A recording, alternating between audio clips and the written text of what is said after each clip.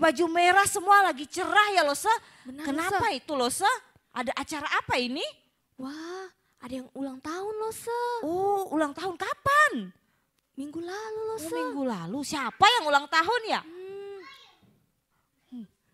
Adik-adik di rumah ada yang tahu mungkin Lose.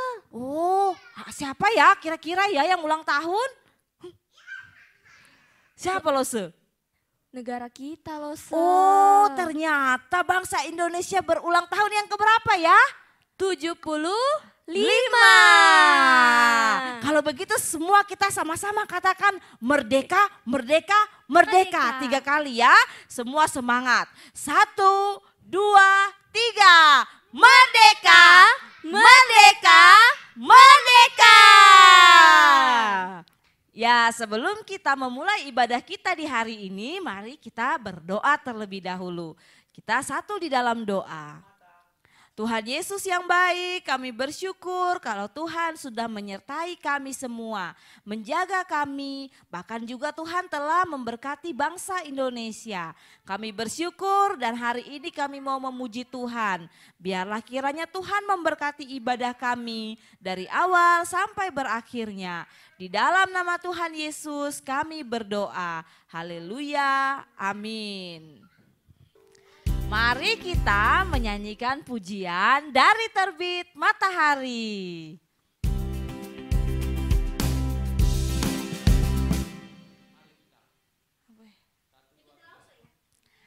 Oleh karena itu mari kita memuji Tuhan dengan menyanyikan pujian dari terbit matahari.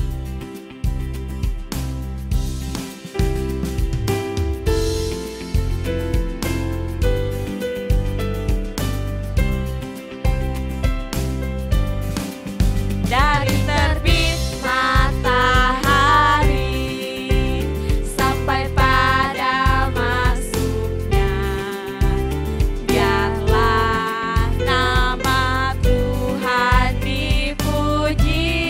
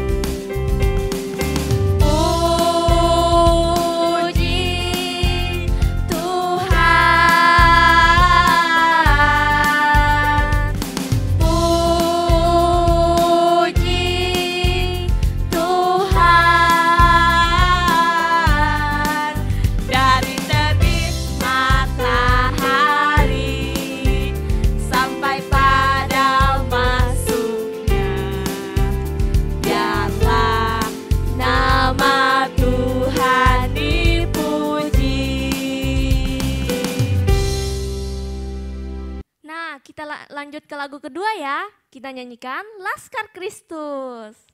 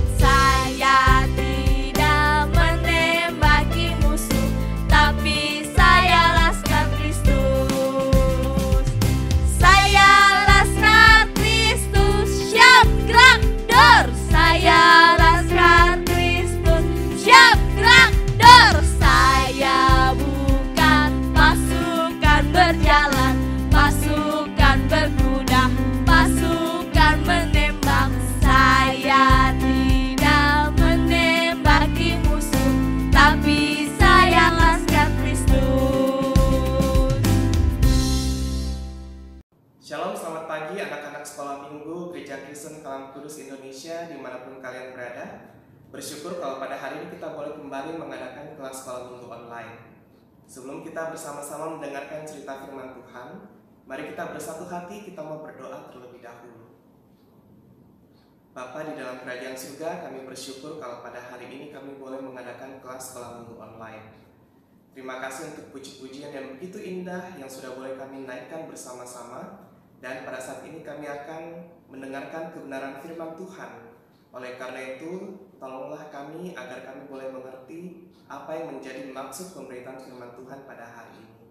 Terima kasih Tuhan Yesus, di dalam nama-Mu kami berdoa. Amin.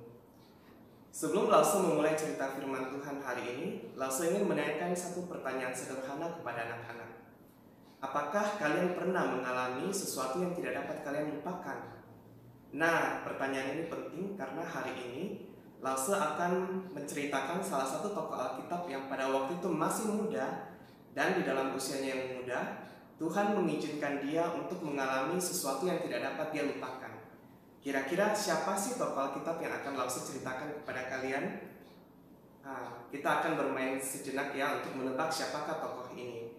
Lause akan berikan ciri-cirinya dan kalian boleh menebak siapakah tokoh ini. Yang pertama, dia adalah anak yang paling bungsu. Anak yang paling bungsu dari 8 bersaudara. Ciri-ciri yang kedua, dia adalah seorang penggembala kambing domba. Ciri-ciri yang ketiga, dia pandai memainkan musik dan menuliskan banyak mazmur bagi Tuhan. Nah, kira-kira sudah ada gambaran belum? Siapa tokoh Alkitab yang akan Lause ceritakan? Yang keempat, Tuhan mengurapi dia untuk menjadi Raja Israel yang kedua. Nah, kira-kira sudah ada yang tahu belum tokoh Alkitab siapa yang akan Lause ceritakan? Ya, benar. Dia adalah Daud. Ada sebuah kejadian yang tidak dapat Daud lupakan. Dan dia menuliskannya di dalam salah satu mazmurnya, yaitu Mazmur pasal yang ke-28. Lause akan bacakan Mazmur yang pasal yang ke-28 ini secara khusus ayat yang ke-7a. Di situ dituliskan bahwa Tuhan adalah kekuatanku dan perisaiku, kepadanya hatiku percaya. Lause akan bacakan sekali lagi. Tuhan adalah kekuatanku dan perisaiku, kepadanya hatiku percaya. Nah, mengapa sih Daud menuliskan hal ini? Peristiwa apa yang Daud alami sampai dia berkata bahwa Tuhan adalah kekuatanku dan perisaiku, kepadanya hatiku percaya. Lalu saya akan menceritakannya kepada anak-anak sekolah minggu semua, dan kiranya anak-anak dapat memperhatikannya dengan baik. Nah, suatu hari, suatu lembah yang bernama Lembah Tarbantin di tanah Yehuda, terdengar suara-suara ketakutan. Siapa yang ketakutan ya? Ternyata yang ketakutan itu adalah bangsa Israel. Apa yang mereka takutkan? Ternyata mereka ditantang oleh musuh mereka. Tetapi, bukankah kalau berkelahi, berperang dengan musuh itu sesuatu yang biasa ya? Tapi kenapa kali ini bangsa Israel ketakutan? Ternyata musuh mereka itu punya satu jagoan, satu pendekar yang gagah perkasa. Tinggi pendekar itu adalah 6 hasta 1 jengkal. Nah, kalau dalam catatan Alkitab, 6 hasta atau 6 hasta dan 1 jengkal itu sangat tinggi. Sebab 1 hasta itu sama dengan 45 cm. Jadi, kalau 6 hasta berarti tingginya adalah 2,7 meter. Bisa bayangkan nggak kira-kira 2,7 meter itu setinggi apa ya? Belum lagi ditambah 1 jengkal. Jadi kira-kira 2,8 meter gitu ya. Kira-kira itu setinggi rumah kita? Tentu saja enggak ya, rumah kita masih lebih tinggi. Tetapi ternyata hal itu yang membuat bangsa Israel menjadi sangat takut. Bangsa Filistinnya mungkin seukuran mereka, tetapi jagoannya ini, waduh, raksasa banget. Tingginya aja mungkin setinggi ruang kelas kita di sekolah. Bangsa Israel sangat ketakutan. Apalagi raksasa yang bernama Goliat ini selalu berkata kepada orang Israel, "Hai bangsa Israel, pilih satu orang untuk mewakilimu melawan aku. Kalau dia dapat mengalahkan aku, kami bangsa Filistin akan menjadi hambamu. Kami akan menjadi pelayanmu. Tapi kalau aku yang mengalahkan dia, maka kalian semua harus menjadi hamba kami, menjadi pelayan kami." Ketika Raja Saul dan juga orang-orang Israel mendengar akan hal itu, mereka tuh menjadi sangat cemas. Mereka menjadi sangat ketakutan. Tapi apakah mereka bisa mundur? Tidak. Kemudian bangsa Israel mengatur barisan sedemikian rupa ya untuk melawan orang Filistin ini, untuk melawan Goliat ini. Tetapi ketika barisan itu digertak oleh Goliat, akhirnya bubar lagi barisannya. Kemudian mereka atur lagi strategi, digertak lagi, bubar lagi. Atur lagi, digertak lagi, bubar lagi. Hal itu terjadi selama 40 hari lamanya. Nah, ternyata di dalam barisan itu ada 3 orang kakak Daud yang paling besar. Mereka menyerahkan dirinya untuk menjadi prajurit untuk melawan bangsa Filistin. Nah, karena ada ketiga kakak Daud ini di dalam barisan itu, ayah Daud berkata kepada Daud, "Bawalah bekal ini kepada kakak-kakakmu dan lihatlah apakah mereka itu masih selamat atau tidak." Jadi ketika Daud sudah tiba di Lembah Tarbantin, Daud segera melihat apa yang terjadi dan mendengar banyak informasi tentang Goliat ini. Dan akhirnya Daud menjadi marah dan berkata, "Emangnya dia ini siapa? Kok berani-beraninya menghina bangsa Israel, umat pilihan Allah?" Tetapi ketika saudara-saudara Daud mendengar hal itu, mereka malah memarahi Daud. Tetapi Daud tidak peduli. Sebab orang yang menghina bangsa Israel berarti menghina Tuhan Allah bangsa Israel juga. Daud lalu berkata kepada Raja Saul, jadi Daud mendatangi Raja Saul dan berkata, "Tenang Raja, tidak usah khawatir, aku akan maju berperang melawan raksasa itu." Tetapi apa yang menjadi jawab Raja Saul kepada Daud? "Mana mungkin kamu dapat melawannya? Kamu ini masih muda dan pekerjaanmu itu hanya gembala kambing domba. Sedangkan raksasa itu dari sejak mudanya, dia itu sudah menjadi seorang prajurit, beda sama kamu." Tetapi Daud berkata, "Aku memang gembala kambing domba, tapi aku selalu menjaga agar kambing dan domba itu tetap aman. Binatang buas pun tidak ada yang dapat menyentuhnya. Itu semua karena Tuhan beserta dengan aku. Kalau Tuhan dapat melepaskan aku dari cakar binatang buas, Tuhan juga dapat melepaskan aku dari tangan orang Filistin itu." Akhirnya Raja Saul pun berkata, "Pergilah, Tuhan menyertai engkau." Kemudian setelah orang-orang mendengarkan bahwa Daud ingin berperang melawan Goliat itu, orang-orang memberikan baju perang kepada Daud. Tetapi Daud tidak mau memakainya sebab itu kebesaran bagi dia, dan Daud tidak terbiasa memakai baju perang. Akhirnya Daud mendekati Goliat hanya dengan membawa tongkat dan batu. Daud melihat Goliat, waduh, tinggi sekali, dan orang ini siap untuk berperang. Dia sudah memakai baju perang, dia memiliki pedang, dia memiliki tombak, dia memiliki lembing, dibandingkan dia yang cuma bawa tongkat dan batu. Ketika Goliat melihat Daud yang masih kecil dan kemerah-merahan, kata Alkitab seperti itu ya, Goliat menghina dan mengutuk Daud dan berkata, "Hadapilah aku akan menjadikan engkau makanan bagi burung-burung di udara dan binatang-binatang di padang." Apakah Daud takut? Tidak. Daud malah menantang Goliat. "Mungkin kamu mendatangi aku dengan pedang, tombak, dan lembing, tapi aku mendatangi engkau dengan nama Tuhan semesta alam yang akan menyerahkan engkau ke dalam tanganku. Sebab di tangan Tuhanlah pertempuran, dan Tuhan akan menyerahkan engkau ke dalam tanganku." Akhirnya ketika Daud maju berperang melawan Goliat, Daud memasukkan batu ke dalam umbannya, lalu dia melemparkannya ke arah Goliat, dan disitulah kuasa Tuhan bekerja.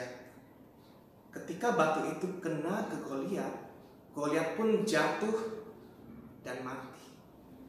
Melihat hal itu, bangsa Israel kembali bangkit semangatnya. Mereka bangkit dan berperang melawan bangsa Filistin, dan akhirnya mereka memenangkan pertempuran itu.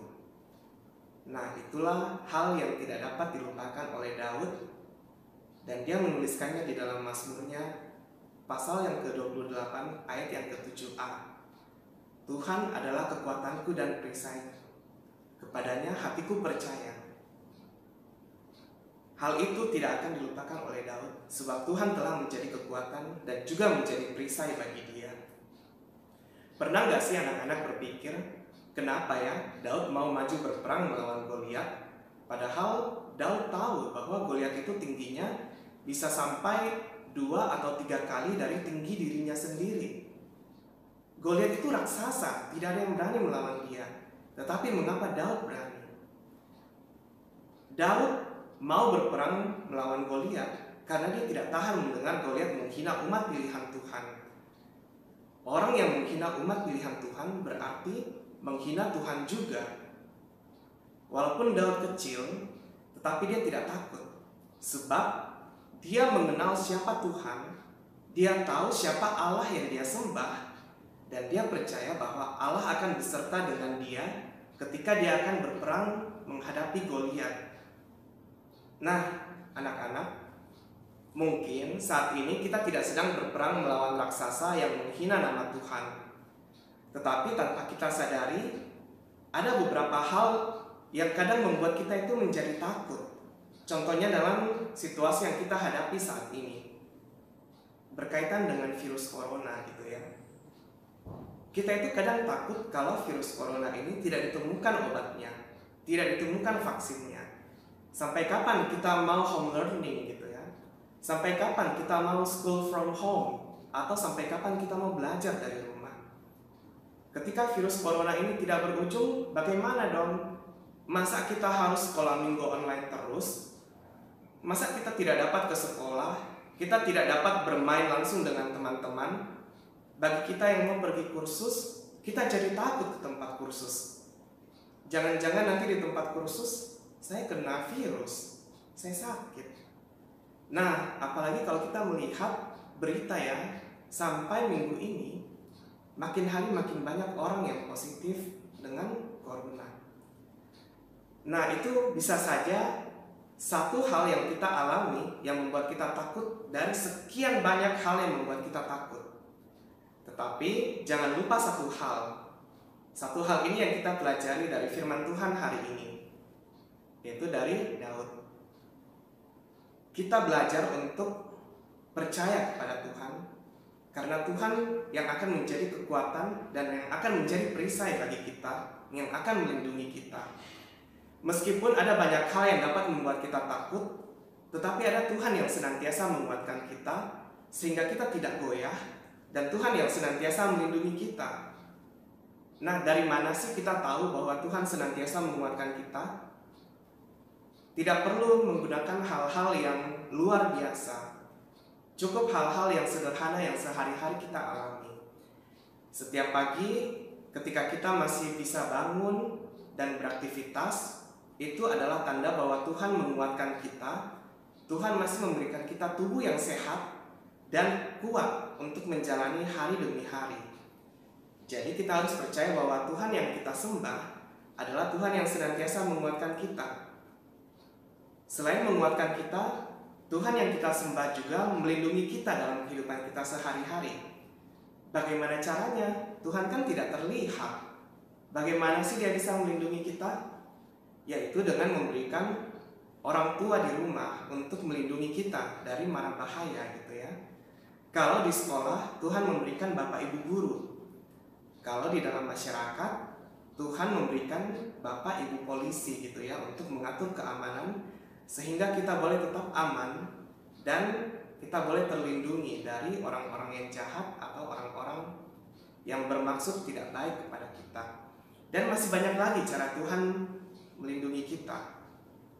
Termasuk ketika kita berhadapan dengan virus corona ini, Tuhan senantiasa menjaga dan melindungi kita dengan memberikan kita tubuh yang sehat serta imun yang kuat.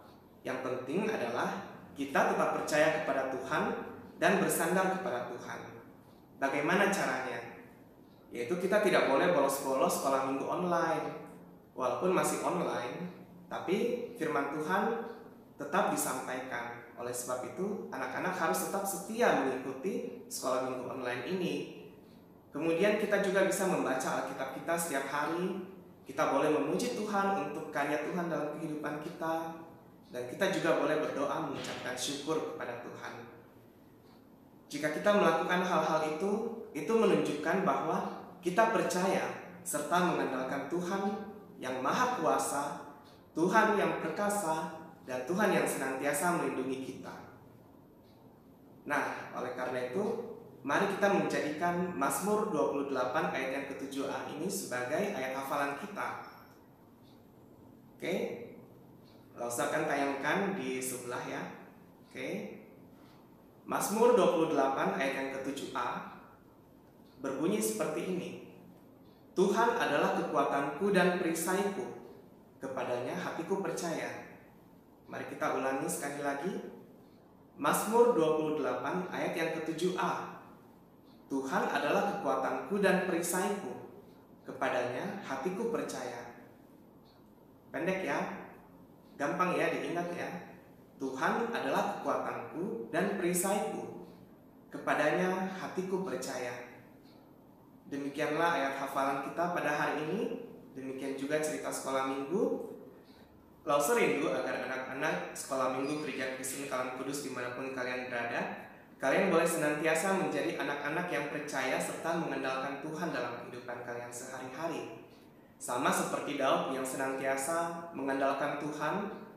Daud mengalami kuasa Tuhan dalam kehidupannya. Dia bisa mengalahkan raksasa yang begitu besar dari dirinya. Lauser rindu agar kalian juga dalam masa-masa seperti ini boleh mengandalkan Tuhan dalam kehidupan kalian. Dan percayalah, kalian pasti akan merasakan kasih dan kuasa Tuhan dalam kehidupan kalian. Oleh karena itu, mari kita bersama-sama saling mengingatkan bahwa kita memiliki Allah yang senantiasa menjadi kekuatan dan perisai bagi kita. Dan hanya kepada Dia sajalah kita menaruh iman percaya kita. Mari kita berdoa. Bapa di dalam kerajaan surga, kami bersyukur kalau pada hari ini kami boleh bersama-sama mendengarkan cerita firman Tuhan. Terima kasih untuk cerita hari ini, dan biarlah kami boleh menjadi anak-anak yang senantiasa mengandalkan Tuhan dalam kehidupan kami. Terima kasih Tuhan Yesus, terima kasih di dalam nama-Mu kami berdoa dan mengucap syukur. Amin.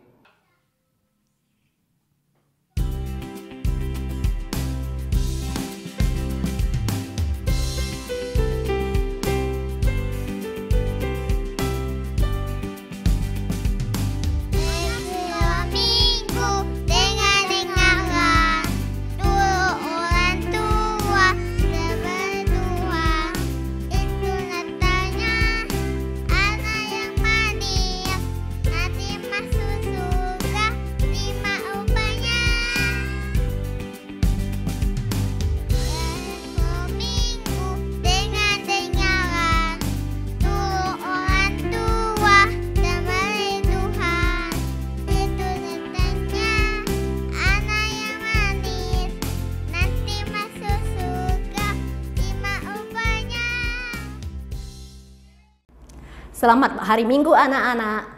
Sampai jumpa minggu depan. Tuhan Yesus memberkati.